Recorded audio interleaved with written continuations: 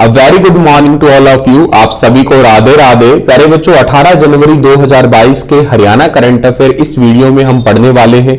आइए स्टार्ट करते हैं आज का वीडियो। अगर आप लोग मुझसे पढ़ना चाहते हो अनअकैडमी पे तो डिस्क्रिप्शन बॉक्स में दिए गए मेरे प्रोफाइल लिंक पे क्लिक कीजिएगा, मुझे अनअकैडमी पे फॉलो कीजिएगा।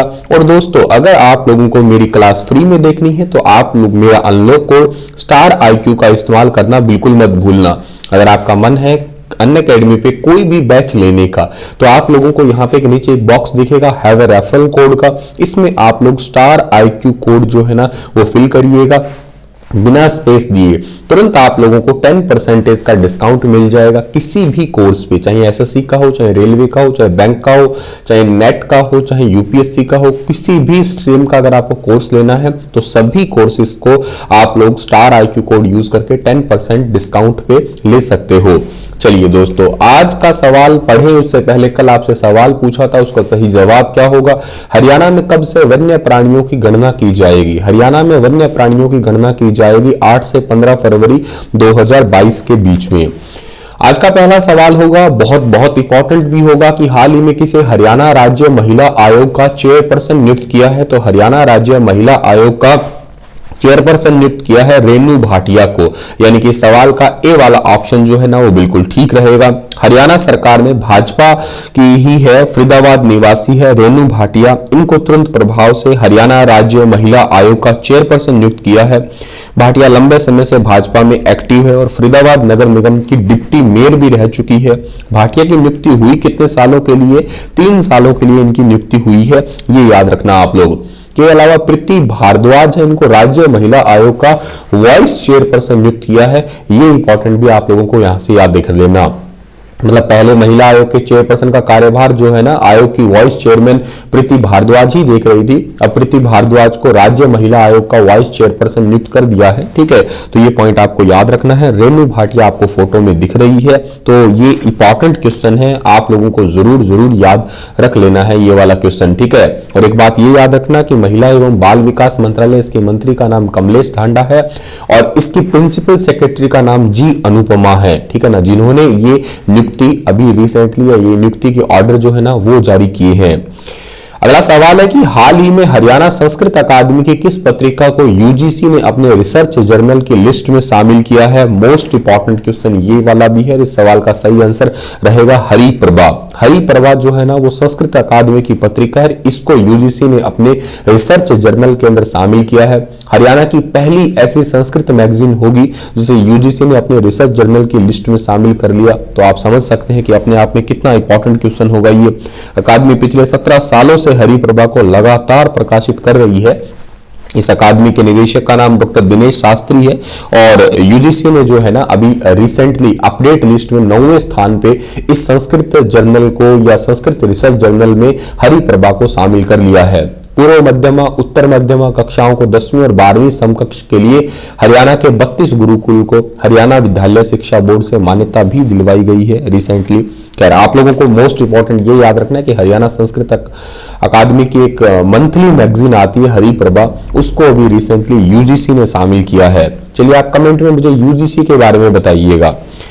हरियाणा सरकार द्वारा बागवानी में स्टैकिंग विधि का प्रयोग करने पर किसानों को कितने % अनुदान जो है ना वो दिया जाता है? तो हरियाणा में किसानों को अनुदान दिया जाता है 50 से 90%, यानी कि सवाल का डी वाला ऑप्शन जो है ना वो बिल्कुल ठीक रहेगा। 50 से 90% के बीच में अनुदान दिया जाता है स्टैकिंग विधि द्वारा। अब स्टैकिंग विधि का मतलब क्या है सर? बांस स्टैकिंग और लोहे की स्टैकिंग की जाती है सब्जियों में प्रयोग करने के लिए किसानों को। जैसे एग्जांपल से तोरी की सब्जी होती है या एग्जांपल से आपके क्या कहते हैं कोई बेल वाली सब्जी और होती है, उनके लिए जो है ना ये अनुदान दिया जाता है। और बांस स्टैकिंग की लागत है 62,500 रुपए प्रति एकड़ और से लेके 31,250 से 56,250 रुपए इस पे अनुदान जो है ना दिया जा रहा है।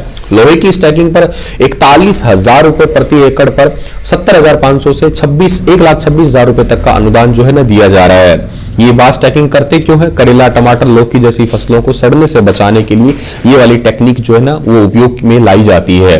इसके लिए खेतों में बने हुए मेड़ के आसपास की जगह को इस्तेमाल करना होता है। 10 फीट की दूरी पर 10-10 फीट के ऊंचे बांस के डंडे खड़े कर दिए जाते हैं। इन डंडों पे 2 फीट की ऊंचाई पर बांध दिया जाता है लोहे का तार। सूतली की सहायता से पौधों को तार के साथ जो है ना बांध दिया जाता है, जिससे फसलें वो गलन सड़न से बच जाती है और अच्छी उत्पादित होती है।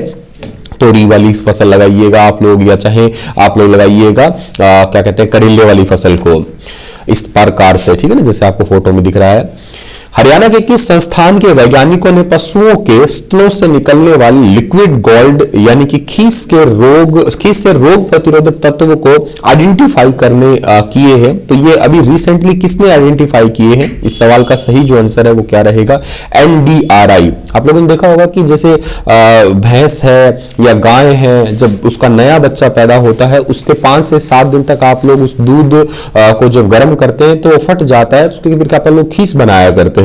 तो पशुओं के स्तनों से निकलने वाले लिक्विड गोल्ड कहते हैं उसको इंग्लिश में, और हिंदी में खीस कहते हैं। इसे रोग प्रतिरोधक तत्व आइडेंटिफाई, वो खैर बहुत अच्छा होता है, खाने में भी वैसे टेस्टी भी बहुत होता है और वैसे हेल्थ के लिए भी बहुत अच्छा होता है वो।